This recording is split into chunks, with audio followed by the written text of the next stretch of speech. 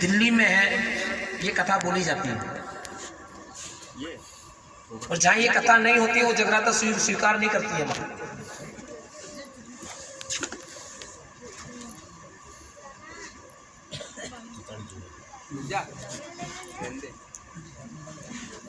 ये नारियल की भेंट हम चढ़ाते हैं माँ को, क्यों चढ़ाते हैं? नारियल तो हम लिया है, लेकिन ये क्यों चढ़ाते हैं माँ को कि माँ, ये हम माँ को भेंट चढ़ा रहे हैं। क्यों चढ़ाते हैं? किस भक्त ने क्या चढ़ाया कि माँ ने ये नारियल की भेंट स्वीकार करी कि जो भक्त मेरे दरबार में एक नारियल लाएगा ना, उसको मैं शीश की बलि मानूंगी। ये शीश का रूप है। बिल्कुल सही।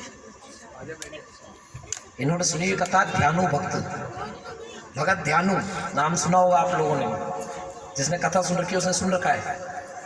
भगत ध्यानु किसका भक्त था? आपने ये तो बता दिया ध्यानु भक्त, लेकिन भक्त कौन सी देवी का था वो?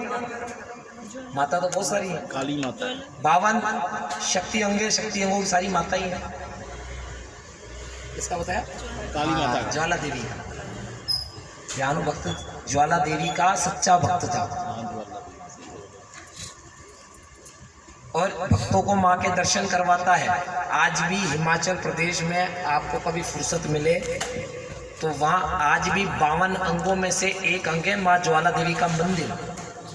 ये माँ की जो जीवान है ना, ये उस धरती पर गिरी है और वहाँ ज्वाला की उत्पत्ति हुई है। आज भी कोई घी, कोई तेल नहीं डाला जाता उसके अंदर, उन जोतों के अंदर, पत्थरों के अंदर से आज भी वो जोतें चल रही हैं इस कलयुग के अंदर। बोलो सच्चे दरबार की, ज्वाला देवी मैया की। सच्चा भक्त है माँ का भगत ध्यानु। राजा अकबर ने भी पुत्र की प्राप्ति उसी दरबार से करी है। माँ से कह दिया, माँ अगर एक पुत्र आप मुझे दे दोगे ना तो 1.25 मण सोने का छत्र चढ़ाऊंगा। माँ ने एक पुत्र तो दे दिया, 1.25 मण सोने का छत्र सर पर लेकर दरबार में तो पहुंच गया। जब दरबार में वो छत्र चढ़ा रहा था ना, तो इस मन के अंदर अहंकार आया, घमंड आया कि माँ कोई हिंदू तेरे यहाँ 1.25 मण सोने का छत्र नहीं चढ़ा जाएगा, मैं मुझे तेरे यहाँ 1.25 मण सोने का छत्र चढ़ा रहा हूँ। कहता है इतना सा अहंकार हुआ, वो धरती पर गिर गया। धरती पे गिरते ही वो अष्ट धातु का हो गया, किसी धातु का वो नहीं रहा, ना सोना, ना तांबा, ना पीतल, ना लोहा। आज भी वो एक शोकेस में रखा हुआ है। वो देखने के लिए रखा हुआ है कि किसी ने यहाँ के किसी की मैं नहीं चली है। श्रद्धा से आओ, श्रद्धा से लेकर चले जाओ। बोल सच्चे दरबार की। बहुत कोशिशों के बाद वो जोते भुजी नहीं। राजा अकबर ने तक कोशिश कर ली, इतने बड़े बड़े लोहे के तवे तक रखवा दिए, लेकिन वो जोते आज तक नहीं भुजी। आज कलयुग के अंदर ये जोते जल रही है। बोल सच्चे दरबार की। भगत ध्यानु जब लाइन में लगा हुआ है माँ के दर्शन के लिए, जब उसका नंबर आया ना तो माँ से कहने लगा, क्योंकि वही भक्त ऐसा था जो भगत ध्यानु माँ से बातें करता था, साक्षात बातें वही करता था। जब उसका नंबर आया, दरबार में पहुंचा तो माँ से कहने लगा, माँ अब मेरे को तेरे दरबार में आया नहीं जाता, मेरी वृद्ध अवस्था आ गई माँ, मैं बूढ़ा हो चुका हूँ, अब तेरे दरबार में मुझसे नहीं आया जाता। माँ कोई कृपा कर कि मेरा स्वास्थ्य सही हो तो मैं तेरे दरबार में आऊं और तेरे दर्शन इन सब भक्तों को कराऊं। माँ ने कहा, ए भगत ध्यानु, तूने तेरी पूरी उम्र इस दरबार में बिताई है, अरे कभी तूने तेरे घर में मुझे बुलाया है? अरे माँ आप आओगी मेरे घर में? तेरा मन सच्चा है, तेरी भावना सच्ची है। अगर तूने मुझे तेरे घर में सच्चे मन से बुलाया तो मैं जरूर आऊंगी। अरे माँ चंदन की चौकी बिछाऊंगा, कोई तस्वीर नहीं रखूंगा। आपको लाकर उस चौकी पर विराजमान होना है, कोई तस्वीर नहीं रखूंगा मैं वहां। यज्ञ रचाऊंगा आपका। यज्ञ कहते हैं हम जागरण करना, जो हम कर रहे हैं इसको कहते हैं यज्ञ रचाना। कोई तस्वीर नहीं रखूंगा। जब घर गया ना तो पूरे गांव में अंदर कह दिया कि आज मेरे यहाँ यज्ञ है, मेरे यहाँ जागरण है, इस माँ का जागरण किया है मैंने, सब भक्तों को आना है। लेकिन भक्त ध्यानु ऐसा भक्त था जो गांव में रहते थे ना, वो उसकी परीक्षा लेने के लिए पहुंच गए। ये भगत ध्यानु है, माँ का सच्चा भगत है। क्या पता इस भगत के द्वारा हमारे को दर्शन हो जाए, हम क्यों ना इसके घर चले।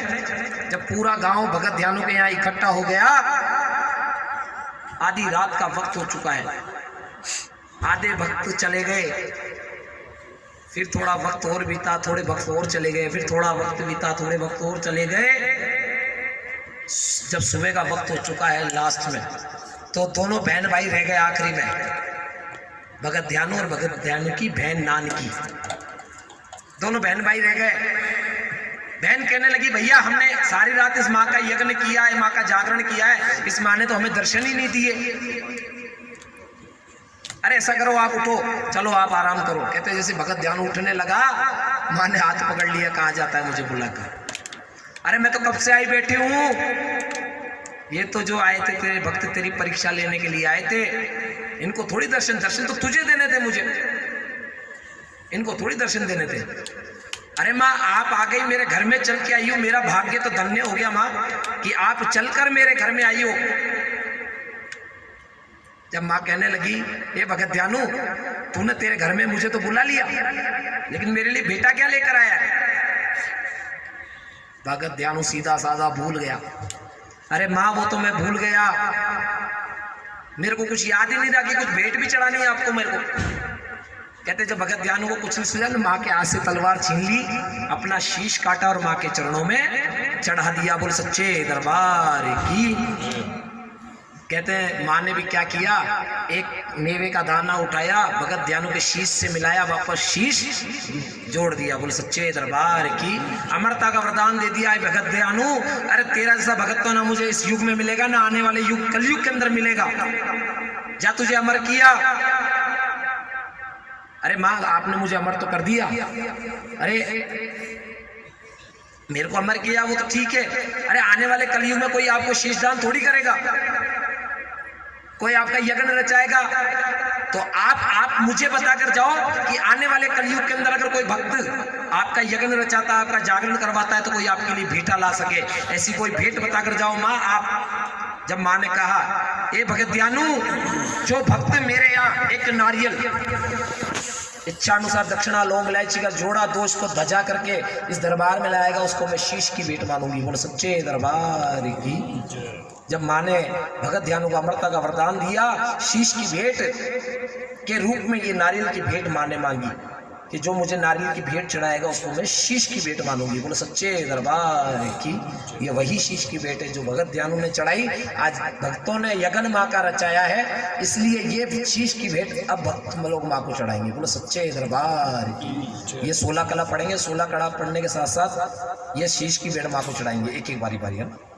कहते प्रथम जो उपजो रूप नारायण, द्वितीय शावल माई, तृतीय उपजे 3 देवता ब्रह्मा विष्णु महेश, चौथे सकल संसार, 5वें उपजे 5 पांडव, छठे नारायण देव, 7वें उपजे 7 दीप माँ, 8वें अष्टभुजी माई, 9वें उपजे 9 नवरात्रे, 10वें हैं 10 अवतार, 11वें उपजे 11 रुद्रमा, 12वें 12 महा, 13वें उपजे 13 रतन, 14वें 14 भवन, 15वें उपजे 15 तिथि, 16 कलाएं संपूर्ण। ये मेरी माँ। बोलो सच्चे दरबार की। कथा तो बहुत सुनी होगी आपने, जिन्होंने सुन रखी है उन्होंने, लेकिन जो चीज समझाने की ना आदमी को समझ में आनी चाहिए कि क्या चीज बोल रहे हैं। ये मैंने 16 कला तो पढ़ी, आपको तो समझ में नहीं आई कि बोला क्या है पंडित जी ने, नहीं आई ना, बिल्कुल। हाँ यही तो बात है।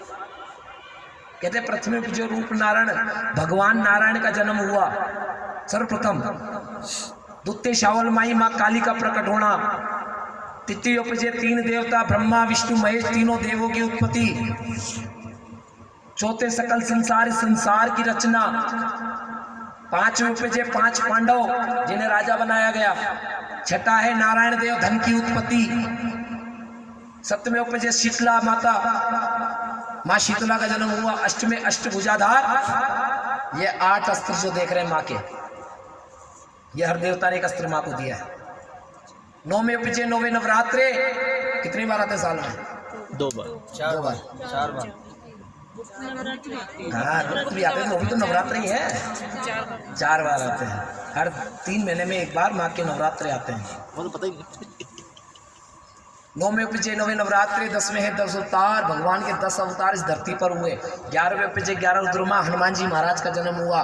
12वें उपजे 12 महीने, जिन्हें हम 10 जनवरी से दिसंबर कहते हैं।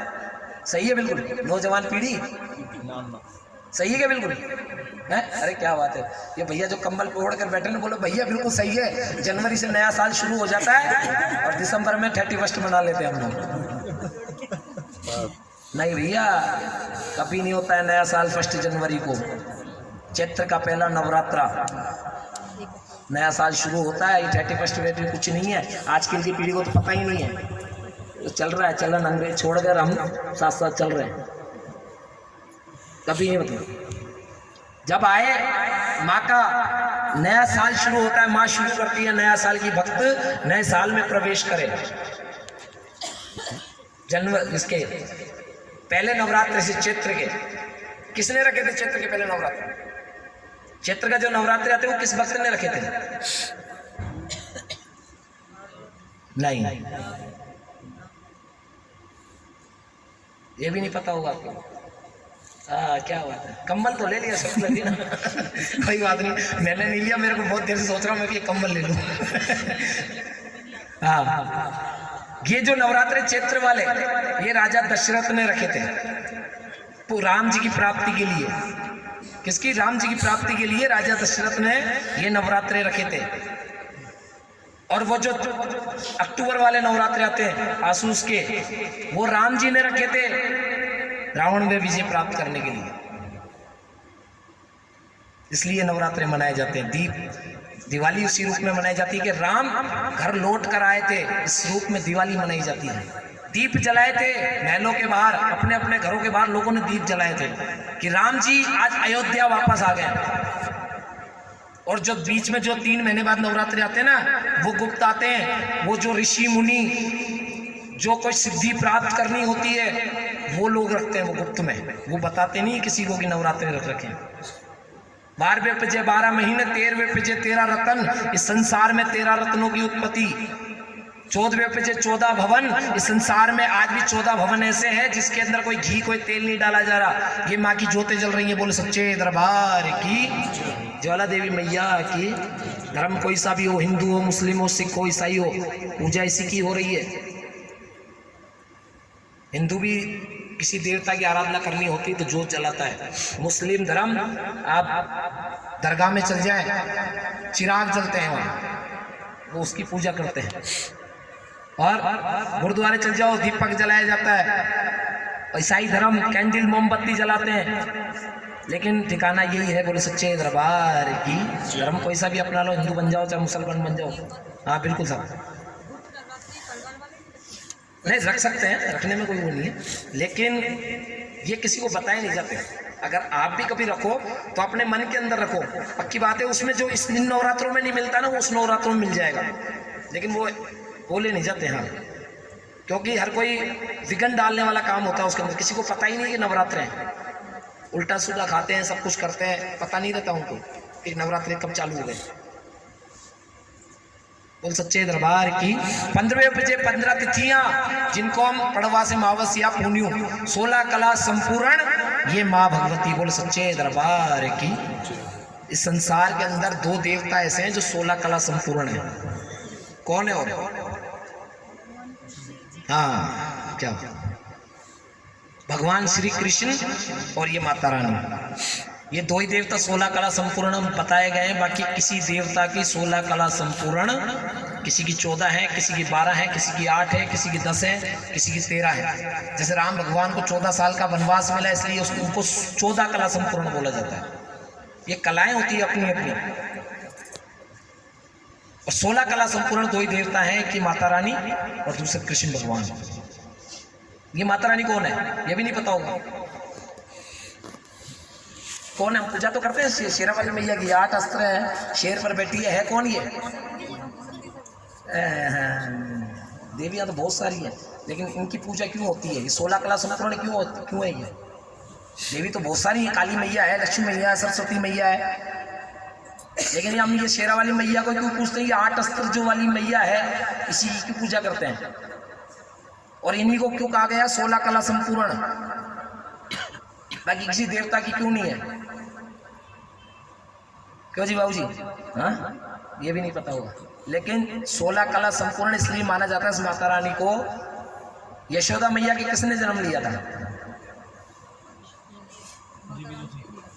नहीं, एक कन्या ने जन्म लिया था। और कारागार में किसने जन्म लिया था?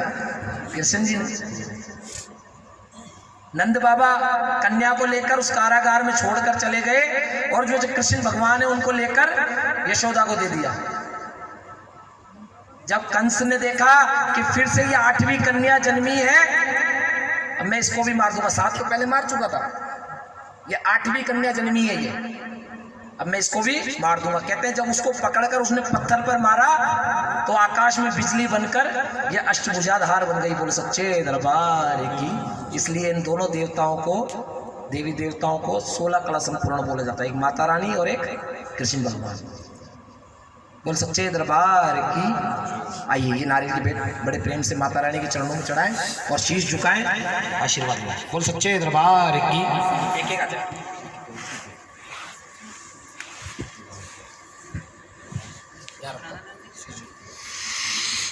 और चढ़ावन पान सुपारी, धजा नरेला में वारी जाऊं।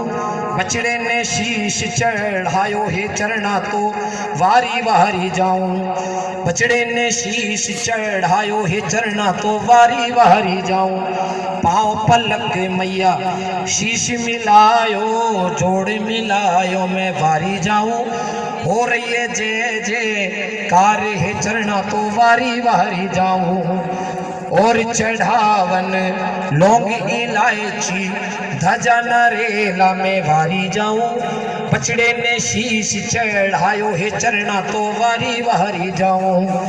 पाँव पलक के मैया शीश मिलायो, जोड़ मिलायो मैं वारी जाऊं। हो रही है जय जय कार है चरना तो वारी वारी जाऊं। और चढ़ावन लौंग इलायची, धजा नरेला में वारी जाऊं। बछड़े ने शीश चढ़ायो है चरना तो वारी वारी जाऊं।